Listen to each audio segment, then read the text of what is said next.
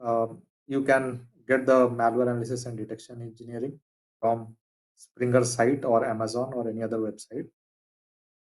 I have 6 patents based on malware detection, and I have worked in development of EDR antivirus sandbox products.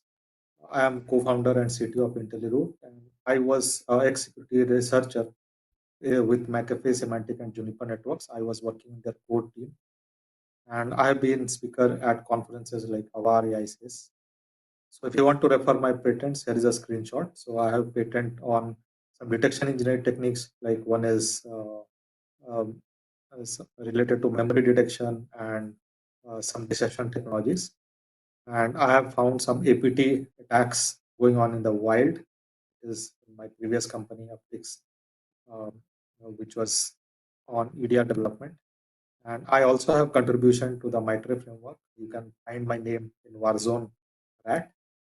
And my books is used in multiple universities across the globe. In India, it's used in Rashtriya Raksha University, Vellore Institute of Technology, Defense Institute of Advanced Technology. It is used in Ohio universities, Ireland University of Dublin, all these places. So I've developed some other tools. You can find my tools in my GitHub repo. Recently, I've developed some other tools which will help you in malware analysis. You can check out all those tools in my GitHub repository.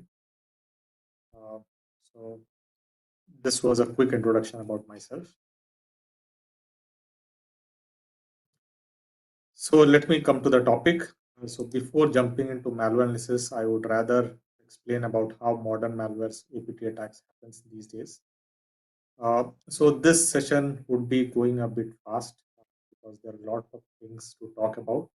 Um, Maybe you won't be able to follow up if you do the immediate exercise. What I would suggest is please note down the tools which I would be using. So most of the every tool which I'm using is free of cost, publicly available on the internet. Some of the tools which are obsolete, I have uploaded to my GitHub repository. So this is how a modern malware infect. So right hand top side you are seeing a victim, and left side bottom you are seeing the attacker. The attacker creates a phishing email. How does it create a phishing email? The attacker studies habits of the victim. He may try to find out uh, what he does, where he works, all those information, his email ID and everything. Sometimes the victim might be random as well, is maybe a prey of random phishing emails. But if it is a target attack, the attacker does a lot of homework before sending out the phishing email. So still now, phishing emails is one of the most prevalent attacks, um, which is targeted mostly in smaller companies which don't have products to deal with phishing attacks. A little bit bigger companies, they have all these provisions, so there are other social media attacks. So let us start with this.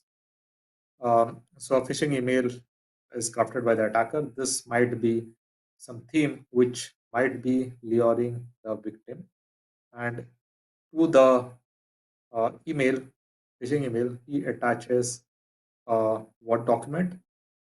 The Word document would be having again something interesting for the attack victim, and this phishing email would be sent to the victim. So the victim opens the email attachment, and what happens behind the scene is what document um, prompt something. It will ask it to click on something that would be related to enabling a malicious macro. And once the malicious macro is enabled and the macro feature is enabled and malicious macro is executed, the malicious macro connects to the command and control server.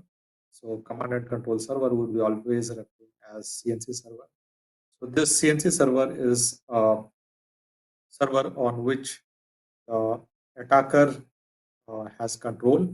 He might be hosting various things on the CNC server, and he might be using this for communicating to the malware installed on the victim machine. And sometimes the CNC server can also host the malware.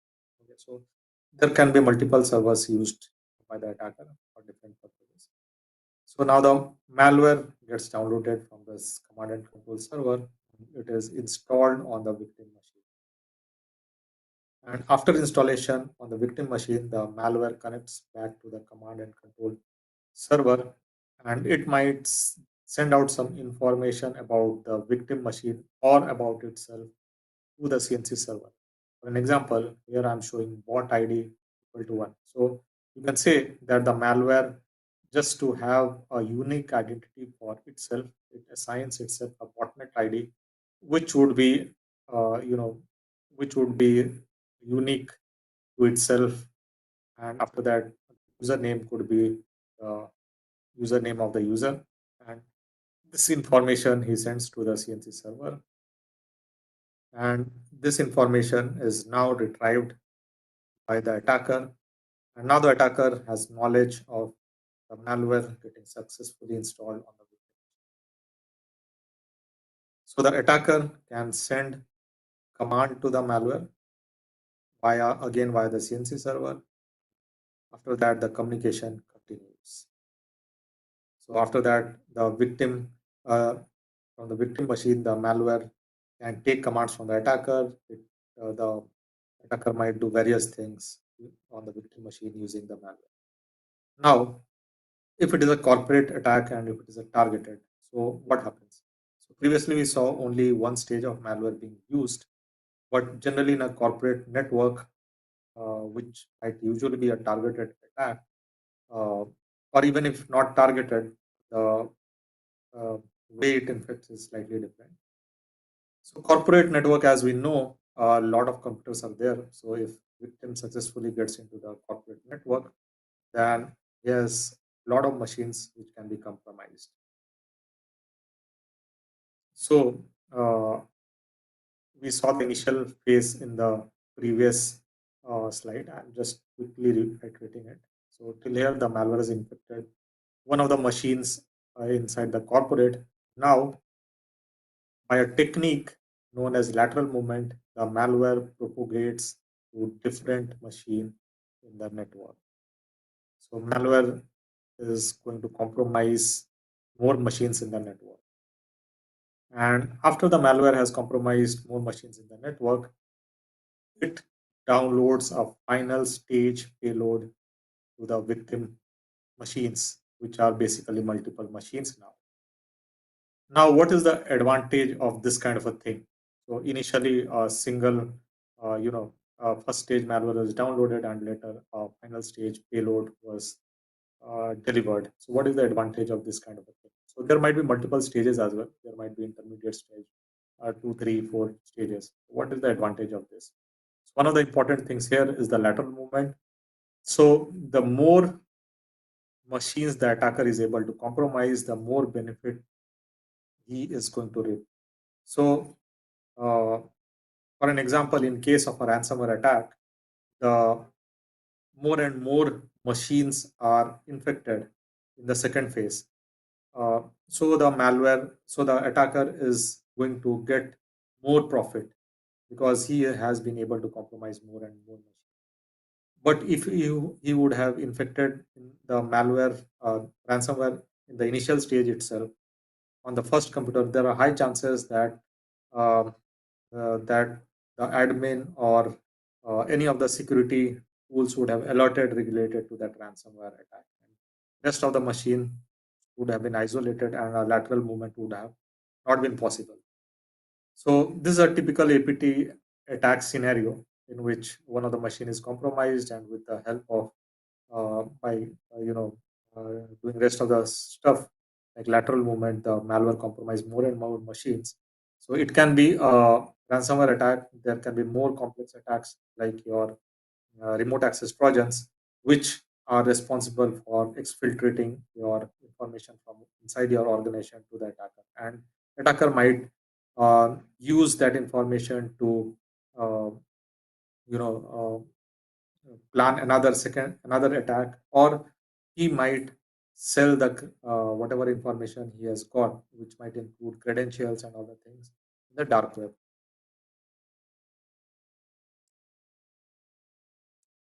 In order to understand a malware attack, what all things you need to know? So that is what we would be talking about.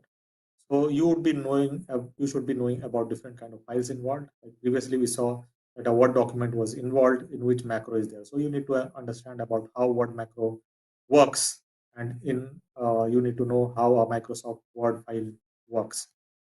Uh, Similarly, malware in this case it is a Windows malware, so exe was involved. After that, you need to understand the techniques like malicious macro, download, CNC communication, lateral movement. So all these are techniques. Different kinds of malwares involved, like type of malware, family of the ransomware. All these we need to figure out while analyzing a particular attack.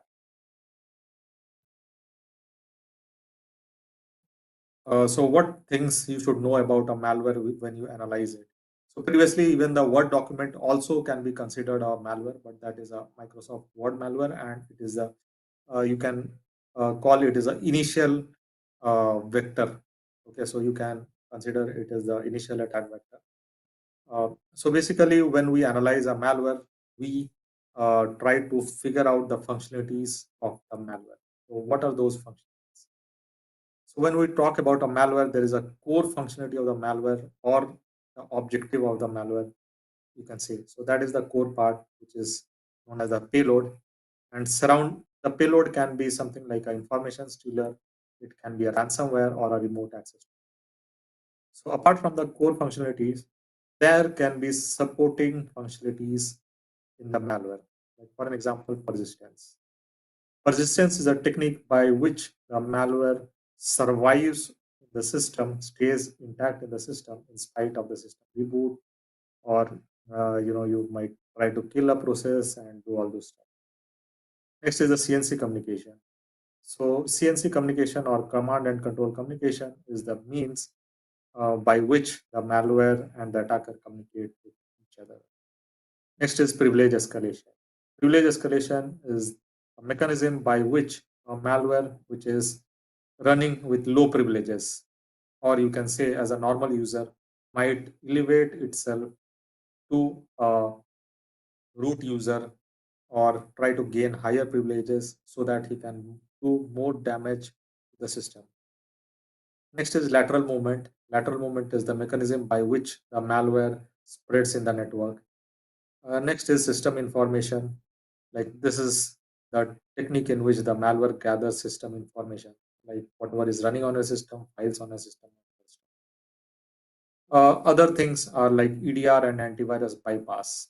So, on a system, there might be various protection mechanism like your antiviruses and EDRs. So your malware might try to bypass them. So these are only few mechanisms, but if you want to look into all the different techniques employed by the malware, you need to refer to MITRE framework. Ideally, every malware, they should have a payload, and that is while analyzing the malware, you should always focus at.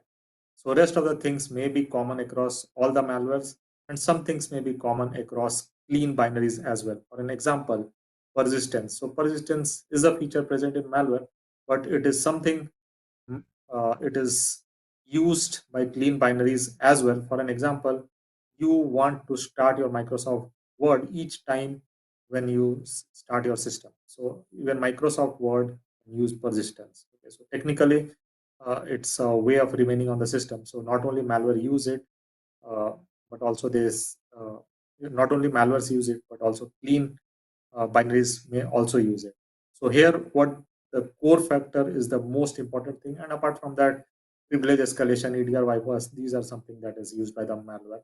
Lateral movement is a functionality. It is, it is technically it's the lateral movement. Why it is allowed is because administrators uh, or some users might connect to other system in the network, but malwares use that same technique for doing lateral movement. So main function which differentiate uh, malware, one malware from another, or a malware from a clean binaries is the payload part. So whenever you analyze the malware, try to find out what is the payload. That's the most important. Okay, so these are all the functionalities of the malware, and these functionalities would be visible. But what if the malware wants to hide it? So malwares use something known as packers to hide all these functionalities. So basically, you can say technically the malware provide surrounds the packer surrounds the functionalities of the malware, and you cannot see what's inside the malware. Okay, so this is a way packer is a way in which antiviruses cannot see the core functionality of the malware, which is used to bypass the antivirus.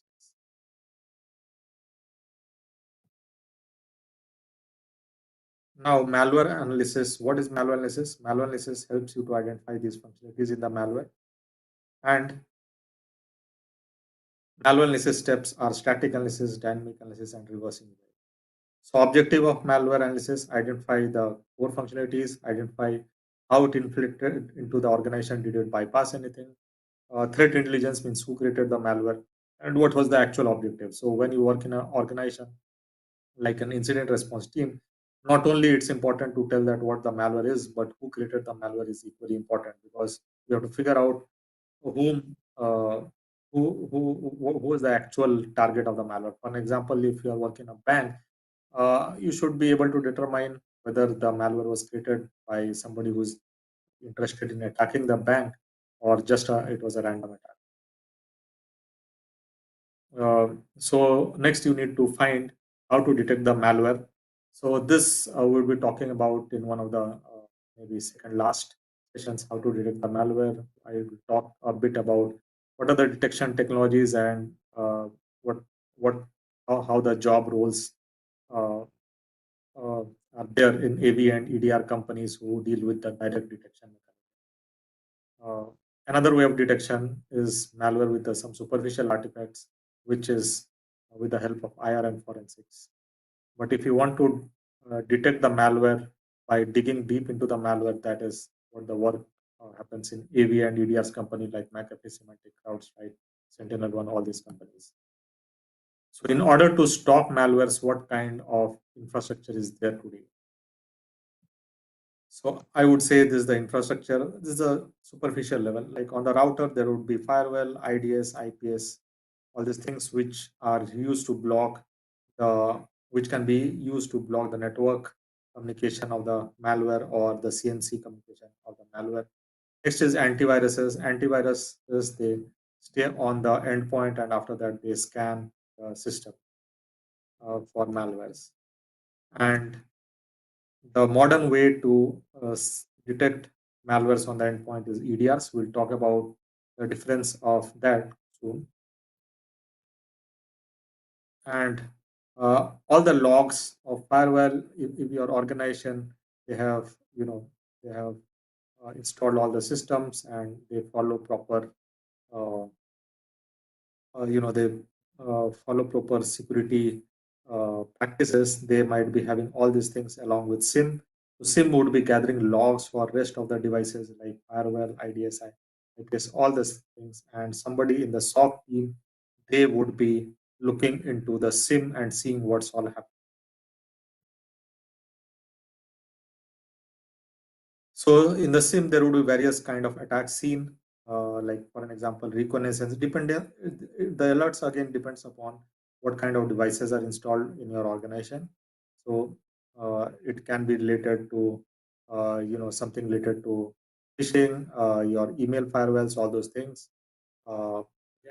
And these are the various signals which a EDR might receive, a SIM might receive. Okay, so this I talked about.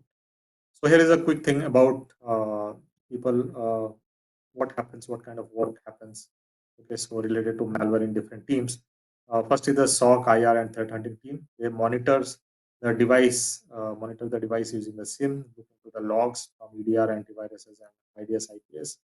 Incident response, investigate an incident in this case. Okay, so in case the SOC suspects some incident from the logs, then IR team takes over or threat hunting team takes over, and after that they uh, figure it out what has really happened. So after that, if IR team, they are able to identify if there is a malware on the system, they try to extract the malware and hand it over to the malware analyst to decide whether really it is a clean file or suspicious, because sometimes the detections generated by all these softwares like your antivirus CDR or sandboxes, they might have be false positive. So malware analysts, not only they have to identify that something is a malware or not, it's equally important to determine that whether something is a clean or not. So basically, the malware analyst is going to get a file, and that file, they don't know what that file is. So as malware analyst, or you should always tell that a file is a binary. After that, you start from there. So we'll talk about binary analysis, what it is. So binary file can be a text file. So any file on your system is a binary, I would say. Okay, so every file on your system has zeros and ones, and if you check in the hex editor, uh, and the binary can be a different kind of file like execdll sys. It can be a script file like VB, Java, or Microsoft Word. Different kind of files could be there. So malware analysts not only malware analyze malwares, but they also contribute to detecting malwares. In SOC, they might be writing some alerts for the SIM, all those things. But if you work in a antivirus company, the work would be completely different. You have to dig deeper into the malware and develop the engines and other stuff. So this is the similar thing. I don't want to repeat it. So this is a typical attack in which phishing malicious email was sent to the victim, in which a PDF document was there, in which link was there. The link downloaded a self-extractable RR file, which extracted a dropper, which is a exe file, and which downloaded a malware whose name is Bandocrat. And after that, it injected code into explorer.exe. And after that, with via explorer.exe, IE Explorer means stands for Internet Explorer, it communicated with command and control server. So here it uses a technique known as code injection. So this technique is used to hide the malware from by by hiding its code behind a legitimate process like Internet Explorer. So nobody would suspect that Internet Explorer will communicate. It's supposed to communicate with the internet. So if Internet Explorer communicates with the network and CNC server, it might not be suspected, and firewalls would be allowing it. And finally, attacker is there. Okay, so this is how it works. So again, the repeating the stuff. So here, what kind of knowledge is required? So in this case, the operating system to which malware is targeted is a Windows operating system. So you need to know about Windows in order to analyze the malwares involved in it. Different kind of files used are your exe and RAR files. So you need to analyze both of them. What is the file structure of these, and the types of the malware, like it is a dropper. One of the malware is a dropper, other is a remote access trojan. uh, Next, you need to determine the family of the rat. In this case, it is a bandocrat. And next, in order to reverse engineer, you need to uh, learn about the language in which the malware is created. So in this case, say suppose if it is a C++ malware, your approach for reverse engineering will vary. So after that, you need to understand the techniques used by the malwares like code injection, decryptions, command and control communication, all these, how they work. Okay, so all these things you need to learn when you analyze a malware. So malware types are basically the information stealer. These are the most prevalent malwares today. So information stealer, they are known as also PWS or password stealers. So their objective is uh, to steal the information which is there on your system. It can be like your cookies stored in your browsers, your credentials which would be saved in your browsers. Um, it can be the passwords which are saved in your FTP clients like FileZilla. It might be passwords saved in your tools like Putty, which you use to communicate, which you use to uh, log into various website. Okay. Next is ransomware, which is very popular. So basically, ransomware are they used to encrypt the files. Earlier, the ransomware was still a bit different till 2014. Mostly the ransomware which were used, they were screen lockers. So they used to lock the screen only, and it was easily, they would be easily disabled. These days, ransomware encrypt the files. POS malware, point of sales malware. So what they do is, the point of sales malware, they steal the credit card information from the POS devices. So how they do it? So basically, when you swipe the card, the information on your credit card or debit card is stored in a process of a POS software in the POS device, or it would be stored in the software which the POS device would be connected. So it's stored in the virtual memory of that software. And malware, what it does is it scans the virtual memory of the POS process to find out credit card patterns, and after that steals it. Next is ATM malwares. ATM malwares can be used to siphon out money out of the ATM machines.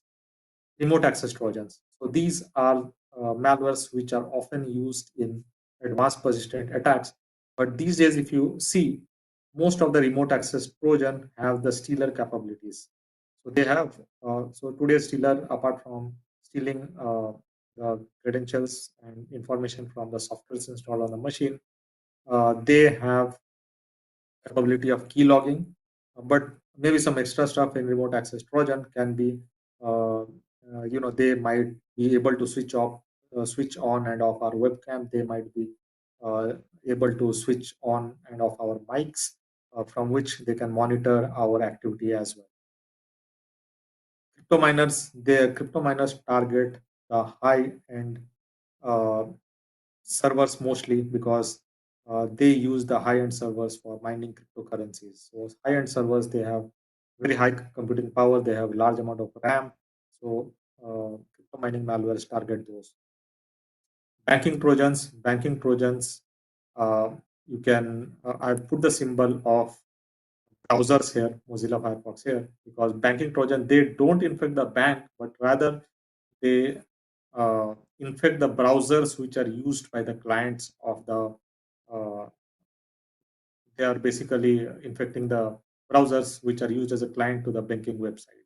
So when, with the help of the browser, when the victim communicates with the attacker, the banking trojan works like a plugin in the browser, and what it does is whatever the victim uh, communicates, whatever communication happens between the victim and the uh, actual banking website, all those are transferred to the attacker. Keylogger today is a part of remote access Trojan as information stealers. So they are basically responsible for logging keystrokes.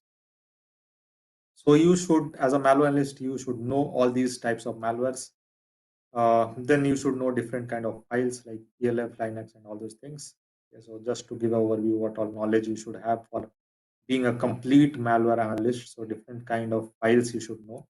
Again, if you talk about career perspective, today there are diverse, too much amount of malware. So you can say that there are people who work only on Windows malware, like I do. There are people who work on Linux malware. There are people who work on Mac malware. So there can be different job roles for different malware analysts. So malware analyst, today a lot of jobs are there for Windows malware analyst, ELF malware, Linux malware analyst, and Mac malware analyst, Android malware analyst. So there can be multiple jobs for these.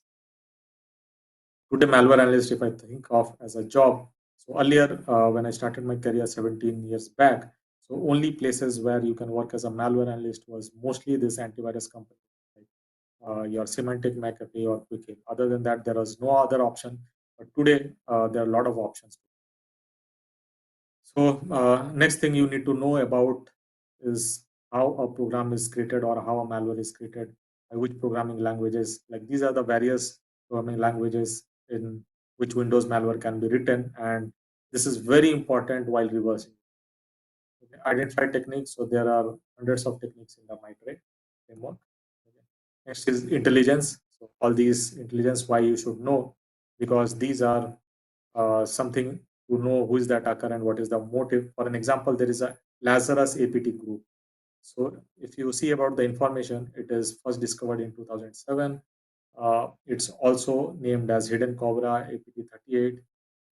And the malware this group uses is Post Rat, White Rat, and country of origin is China. I have not mentioned the target here, and its objective is financial gain. Okay, so this was about a quick theory. Uh, just give me a moment. I will just.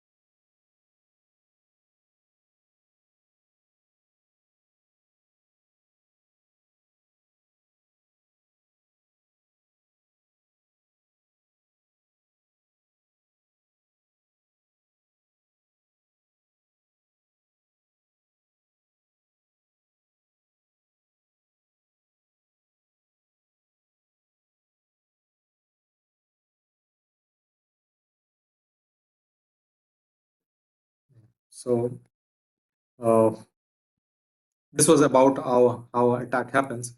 So basically, first the IR team needs to get a file which they suspect, and after that they can basically hand it over to the malware analyst. Sometimes they have to, if they don't have a malware analyst, they have to, you know, go to the vendor and uh, antivirus vendor and submit them the file and tell that this is the suspected malware, and you next need to analyze and tell me what it does and give a detection. Okay, so next, when we have a malware file, what to do? Okay, so what are the next step to do in the malware analysis?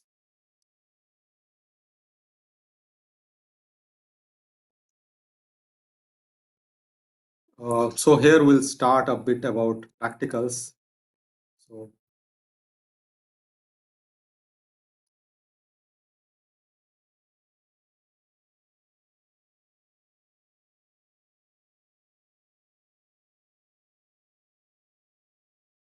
just a moment, I'll just open some file.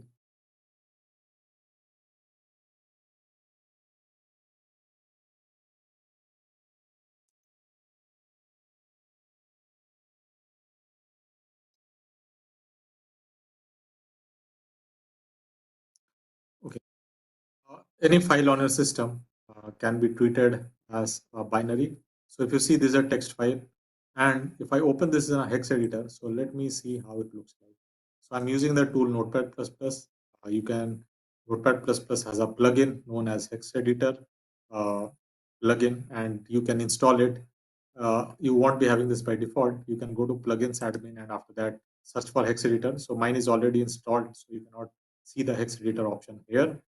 uh, so you can see this as a binary file. If I just see in the plugins and hex editor, you can see the how it looks like. So this is in hex form, and this is the equivalent ASCII form here. So any file if you open, if I open a exe file, anything, it would be seen in hex bytes, or you can say like binaries, like zeros and ones. So this is a hex, so we are seeing it only in form of hex. So it would boil down to zeros and ones. Okay, so every file is a binary. Now the very important thing is when you get a binary, what would happen? So generally, what will happen? Say suppose if you are getting a binary file, it might happen that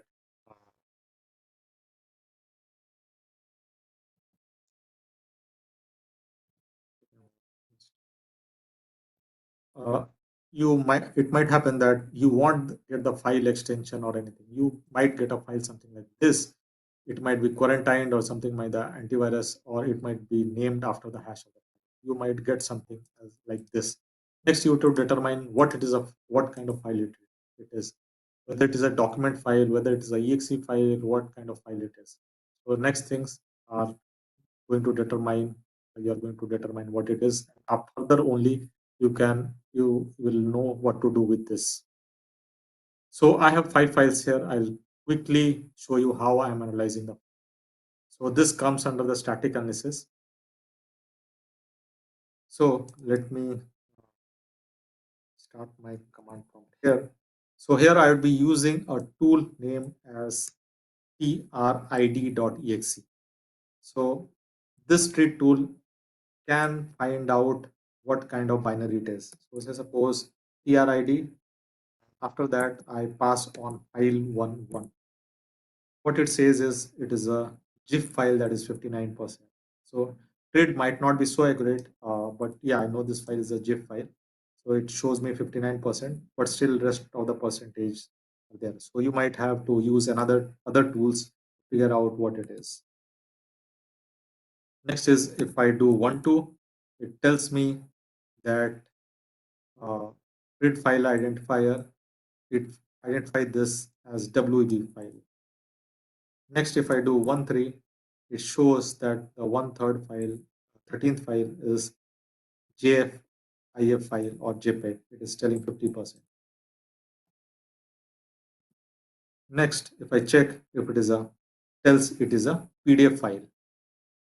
Okay, it's 14. Next, if I go to trade.exe 15, it says me it is a executable file. It's a Win32 executable. It says it can be a 64-bit, it can be a DLL file, Win32 DLL file, or it gives other probability. Okay, so these are all the probability of this particular file. So now we are going to the I'll talk about the next things. So what are the different kind of binaries? So uh, first is there are two kind of binaries. One is the programs and one is the data. Programs are something like exe, elf file, doc, xls. All these files are programs are exe, ell, or your scripts. All these are programs. Next is the data files, which are document or xls, or they can be other files as well, like PDFs and others. Again, in programs, there can be two types. First is the compiled. So compiled binaries are something that are compiled from the source code, C++, Java, or .NET. And source code just cannot be executed without compiling. Another kind of programs are the script files, which are .pbs or JS files or PowerShell files.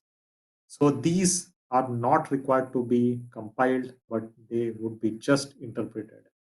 So you can say in this case, the source code is executed itself. You don't need to compile. So in compiled binaries in Windows, further classification can happen like exe, DLL, or sys. So another thing here is when we talk about the binaries, there are two kind of binaries. One is the program and data. Again, this can be further classified as structured binaries or non-structured binaries. So what are structured binaries? Structured binaries, they follow a strict structure known as file format. So if you tamper the structure, the binary would be corrupted. And editing, if you want to edit a binary which has a proper structure, you need to be careful with. Okay, so basically the compiled binaries follow a very fixed structure, and something like document and XLS also follow a strict structure. So if you tamper the binary from back, so it might cause some problems. So non-structured binaries, so they don't follow any file format like your script files. So for an example, if you provided something is not a keyword or a variable, if you add some text in your if you add some space in your script file, so nothing is going to happen. It will smoothly execute. Further, okay, so we have done an initial classification. Now further, how should we classify? For example, your compiled binaries here is further classified into exe, DLL, and sys. Further, we need to classify C++, .NET, and Golang. Okay, so what programming language is used to code these binaries? Okay, so why do we do so? Okay. So why do we do so and how do we do so? So first, I showed we got a file, and with the help of PRID, we classified whether it is a Windows exe or something else. So we got one of the Windows exe when I showed TRID or TRID tool, and others were some other files like PDFs and others. So first, let me say TRID classifies a file as Windows exe. Now further, how we can subclassify is, say suppose a Windows exe is there, we further need to subclassify. How do we do that subclassification? We use a tool that is capable of classifying Windows executables. Okay, so here Windows exe not only refers to exe, but it also refers to DLL and sys.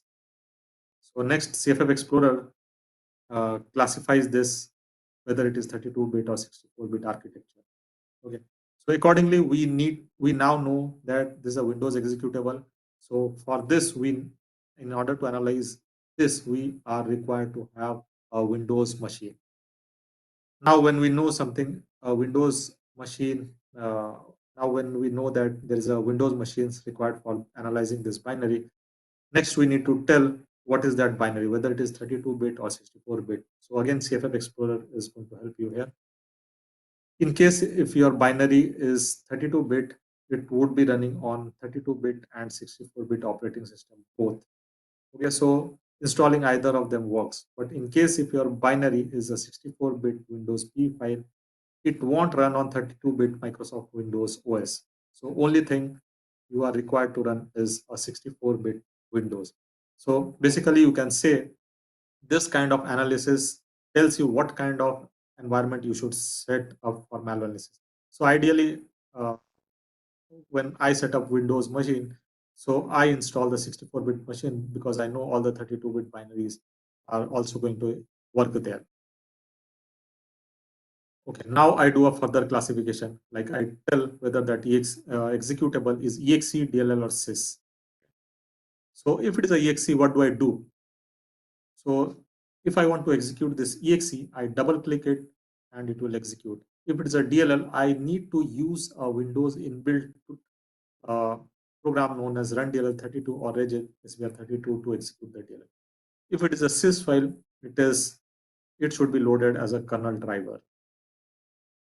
Further, if I do the classification and tell it is my binary is compiled with a .NET uh, .NET uh, with .NET, then basically we need to use a tool known as DNSpy, which is used for reverse engineering .NET. So here our tools like Kitra, Oli Debugger, or IDA.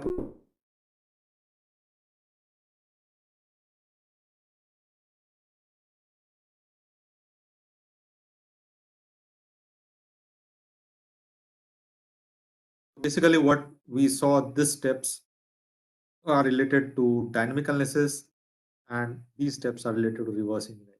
So this entire step I would be calling as static analysis, and I would say static analysis. Uh, this is basically binary classification of static analysis. So I would say this basically determines what are the steps required, like what are the environment you require. For an example, another example, I would say, for an example, you classify something as Microsoft Word document. So next, on your operating system, you need to install Microsoft Word document. Then only you are going to perform the analysis. Otherwise, analysis won't work. If it is a ELF, your tools like CFF Explorer are not going to work here. You need to use tools which are used for analyzing ELF file, and for dynamic analysis, you need to have a Linux environment, or for reverse engineering, also you require a Linux environment. So this is how file format helps you. File format determines your environment. It tells you the steps or tools required for dynamic analysis. It tells you the steps or tools for reverse engineering. So this is the importance of the binary classification in static analysis. Further things are also there in static analysis. We'll talk about that.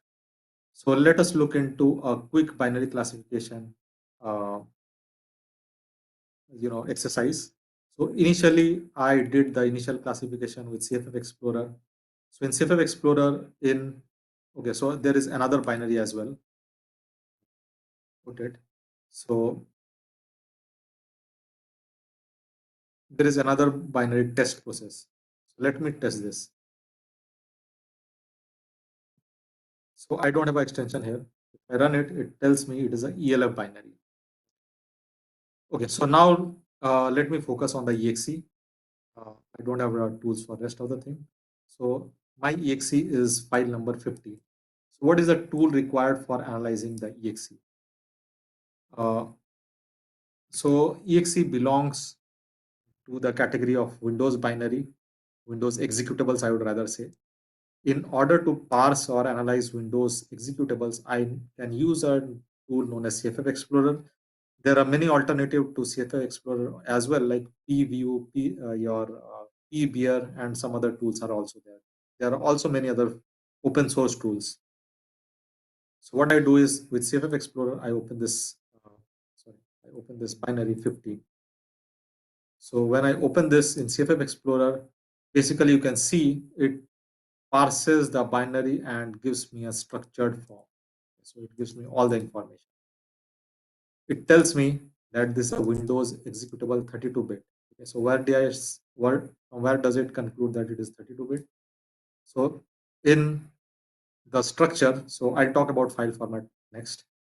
So in this structure file, okay, so in this exe file format, if I go to file header, uh, I can check for which processor it has been compiled for. So here it says that it has been compiled for x86 architecture, that is Intel 386, or you can call it the Intel 32-bit processor. Next, whether it is a exe or DLL. If I click on this, it will say that this is a exe. If DLL was checked, then it would have been a DLL. Okay, so this is the initial classification.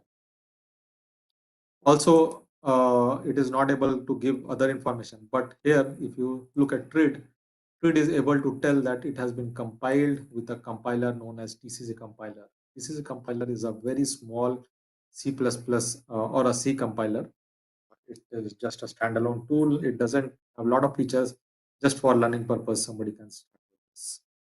So this is the very basic classification. Now I will be talking about the file format.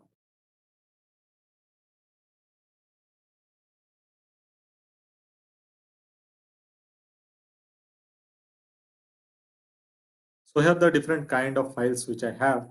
So let me do one very small experiment. So let me open these files in Notepad. So let me refer back to it and start from the first. So I am checking file 11.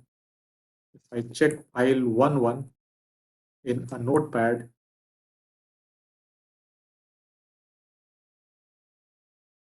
if you see, I just opened with Notepad, no special tool. So I see that initial few bytes it is saying GIF. Similarly, if I open the second file 12, it is RIF. Okay, and TRID or RIF, it says it's a,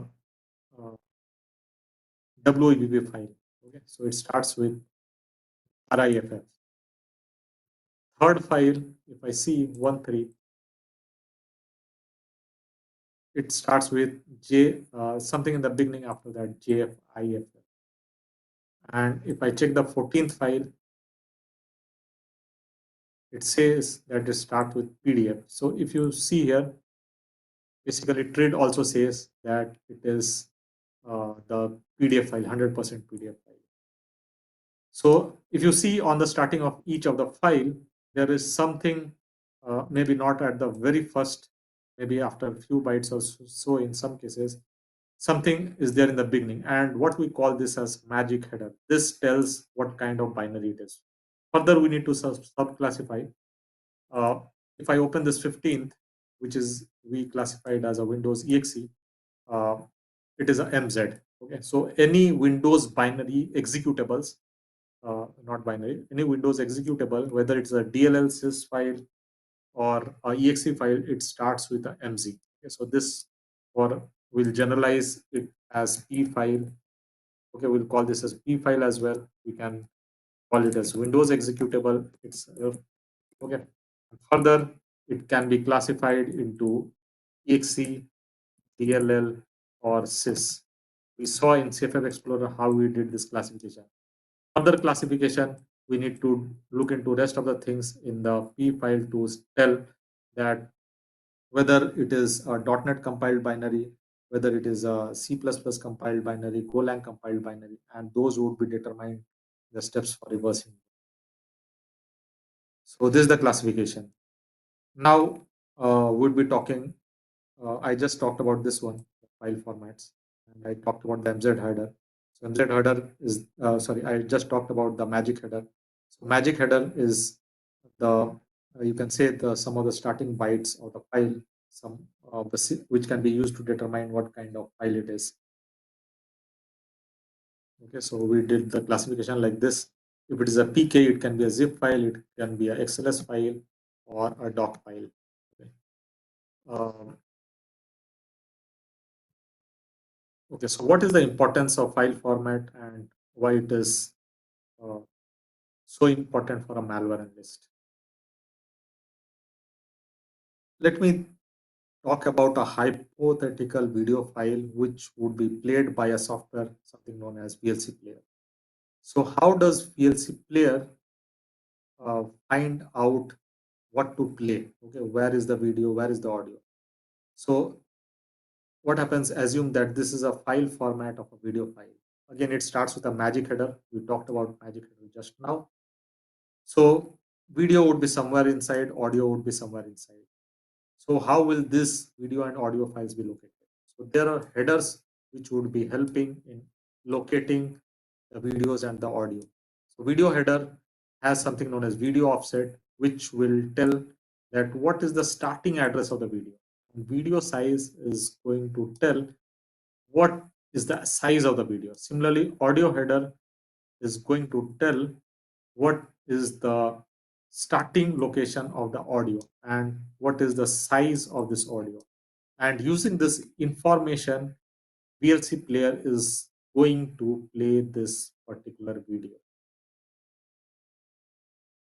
Uh, Now, if you do some tampering here, say suppose if I do some tampering here in the file format, so basically the video file will go corrupt itself because VLC player cannot locate what is the end of the video. So it will try to play even this as a video and it won't work. So this is the importance of file format. So file format is there for almost every many files. Your Word document follows a file format other than a text and the script files. They follow the file format. Otherwise, the softwares cannot. The software associated with a particular file cannot open that particular software. So your media file like MP3, everything has a file format. Your PDF has a file format. Okay, so if file format is tampered, it won't work correctly. Okay, so basically you can call file format as a very big structure which is having a lot of information. So the Windows executables or follow the P file format. P file format in short have all these things. Uh, okay, so it has headers. These are the initial headers which talk about the information like where your code is when you compile the program, where your code lies and where your data is. All these are inside the P file. Okay, so again, who executes the P file? So when you double click exe, what happens in the backend? So basically, in order to parse a file format, there are every program has a loader. So Windows operating system also has a loader to parse this P file and execute it. Like in the previous slide, we saw that in order to play a video file, VLC player has to know the structure of the uh, video file, then only it can play. Similarly, the Windows loader also has information about the structure, then only it can execute it and after that extract the code and execute and do all the things. So this is about P file format. It has something known as the entry point. This is one of the important things. There are the section headers which tell about which section, what are the sections, location of the section and size of the section, all those things. And entry point is basically it would be located somewhere in the section. So what is the entry point? Entry point in the P file means this is the location or the address which would be in which would be executed first. Okay, so this would be the location of the code which would be executed first. So you can say Windows loader is the program. When you double click which the Windows loader comes into the picture, it will parse this entire P file, load it in memory, and execute the code. Okay, so this was a quick thing about file format.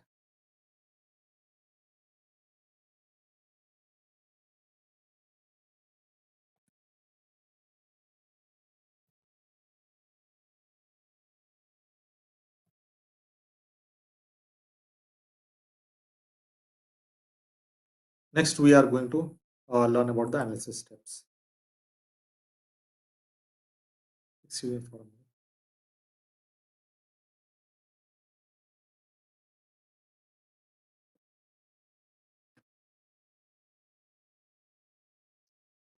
So here some of the important terminologies I'll be talking about, which would be always referring.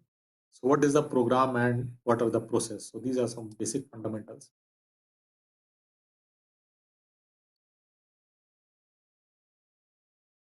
Uh, so we'll talk about what is the source code, what is a program, and what is a process. So here is a simple program. It does nothing but hello world, and it is lying on the hard disk. So we'll call this a source code. Source code is just like a harmless baby in the womb. When you compile it, uh, executable is generated, or we are going to refer this as program. In case of Windows, we will call this as p executable, and this also stays in the hard disk. So this is like a sleeping person. It also does know how. Next, when we execute a program, it is loaded into the RAM memory, and we are going to call this as a process. So whenever a process is created, it would be visible in the task manager provided it has not exited. So it would be visible in the task manager. So we'll call this as process. Process is like a moving person, or he's doing something or behaving. So when it comes to malware analysis and we talk about static analysis, we are analyzing a program which is dormant, you can say. So we are analyzing the attributes of a program. Next, Yes, sir. Hello. yes, yes. We may have a two-minute breaks. Actually, we have to change the session. Uh, we will have to stop here. So that next, actually, recording goes for 1 hour only. Okay, okay, fine. Just 2 minutes, sir. Just 2 minutes. We may just pause for a minute and then we will restart. Okay, thank you. Manali, you may pause and start it again.